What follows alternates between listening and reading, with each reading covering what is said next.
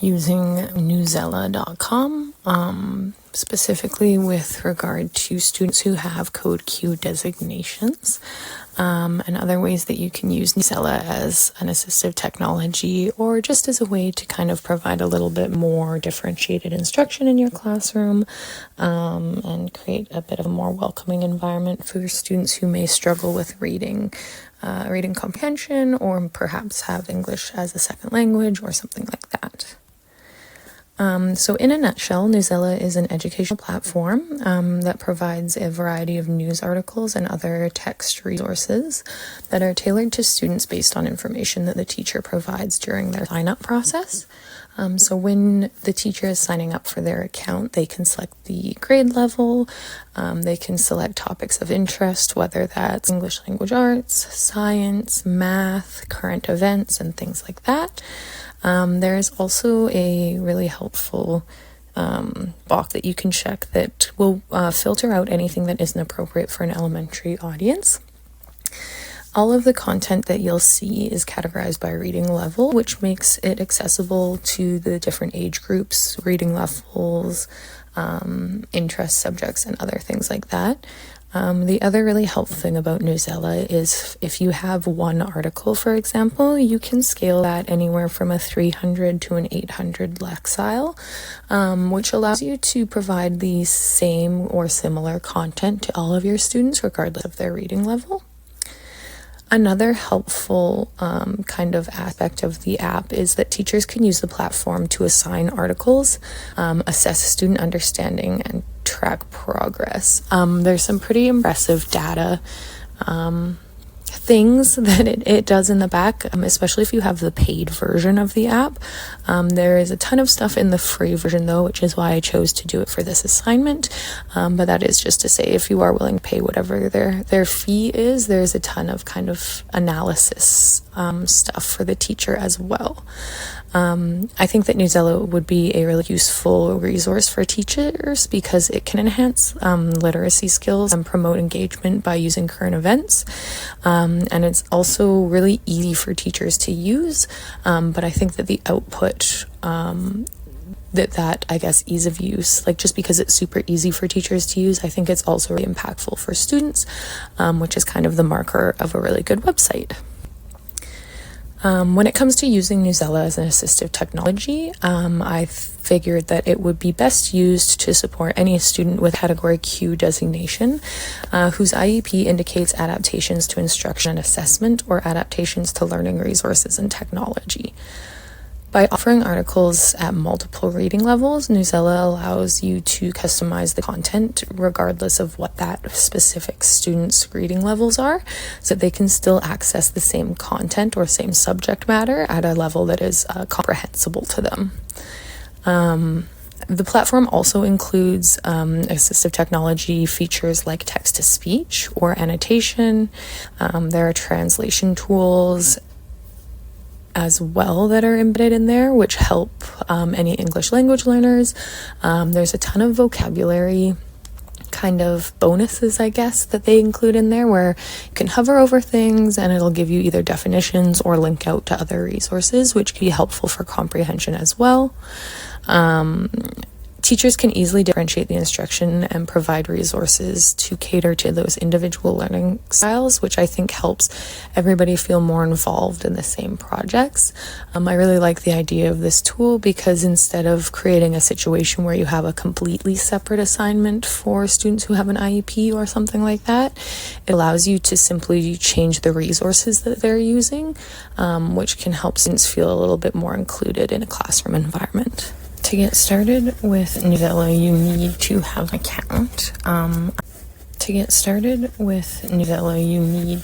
an account. I already created my account.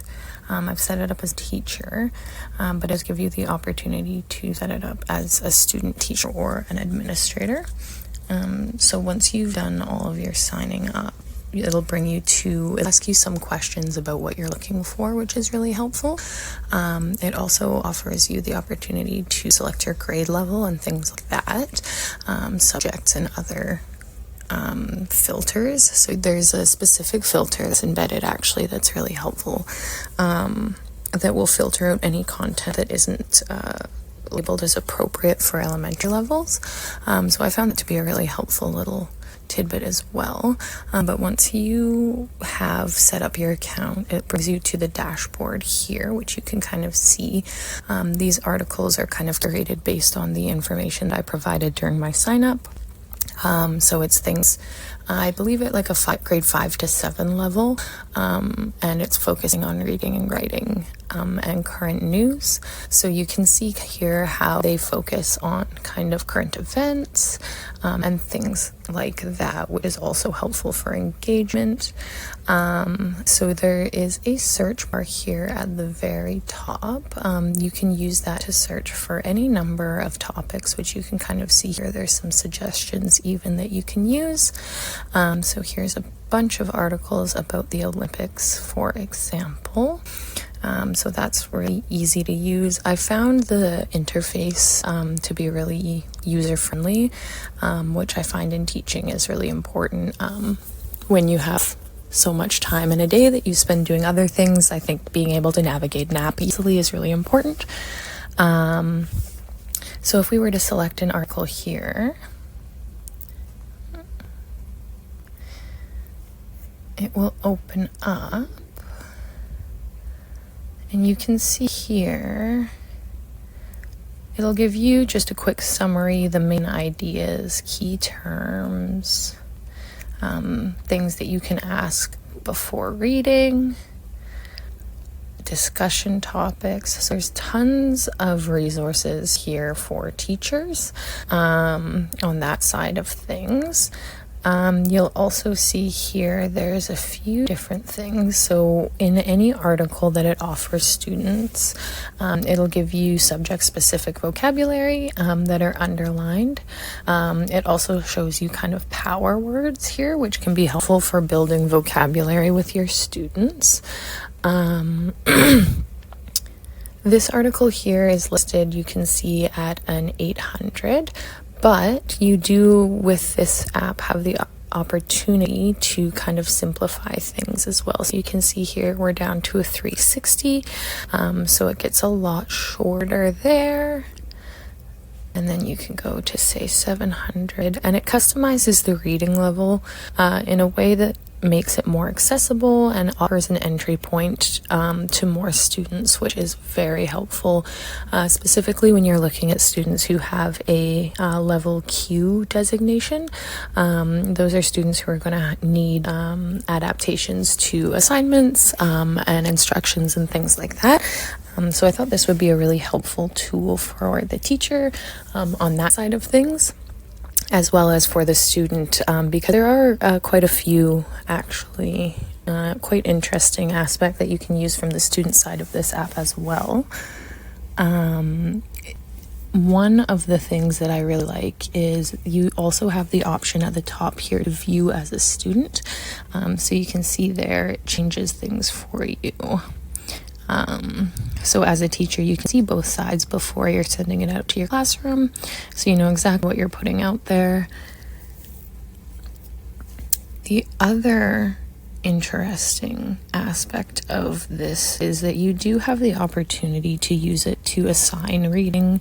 It also offers a lot of tracking opportunities from the data side of things. It's a little bit difficult to show just for the fact that I don't have an actual classroom set up, so I can't show you how much data it can extract in the ways that it kind of displays that for you, but it is very helpful to see kind of long-term how your students are doing, and can be a really helpful organizational tool as well. This app does include quizzes. You can do quizzes and assessments. It offers you writing prompts as well.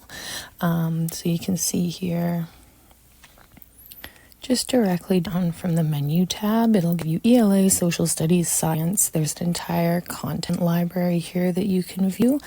You're able to save content, create content, and share content directly from your school.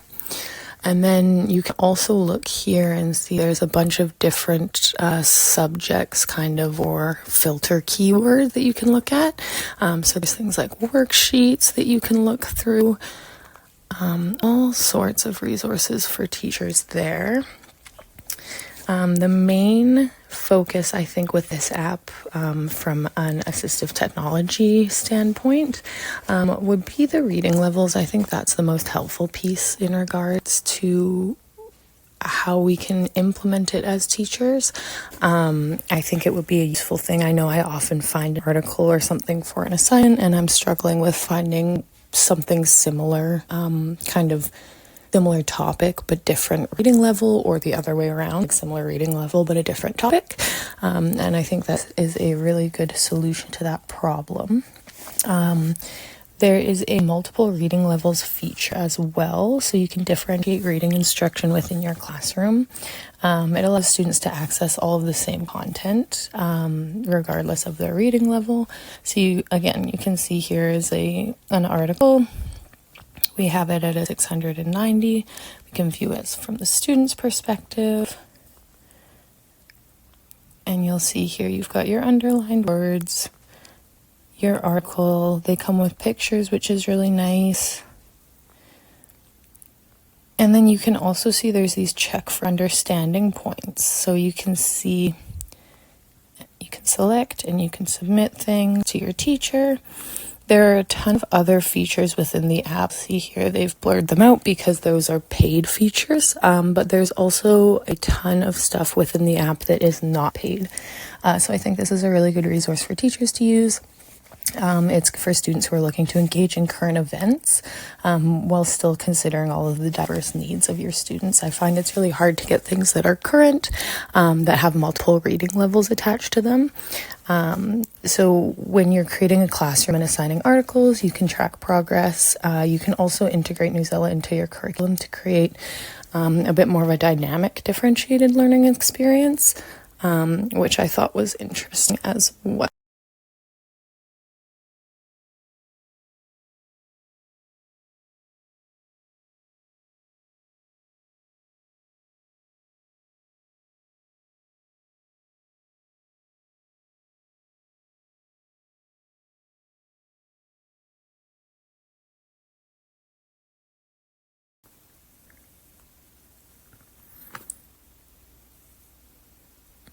Some references for articles that I found support the use of Newsela or the use of simplified reading comprehension for students with IEPs as a differentiated learning strategy are listed here.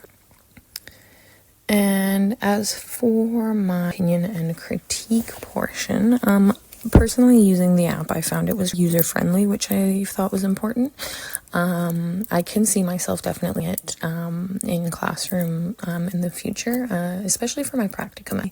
I have a few students in mind who I think would really benefit from something like this. I did find that it was easy to kind of extend the amount of articles that were available. For example, under the Olympic search, there was almost 500 articles of varying topics, which I find can be a bit overwhelming. But overall, I think that they have a good library. They have a ton of up-to-date things, which is really helpful, and that library is constantly being revamped, which is good.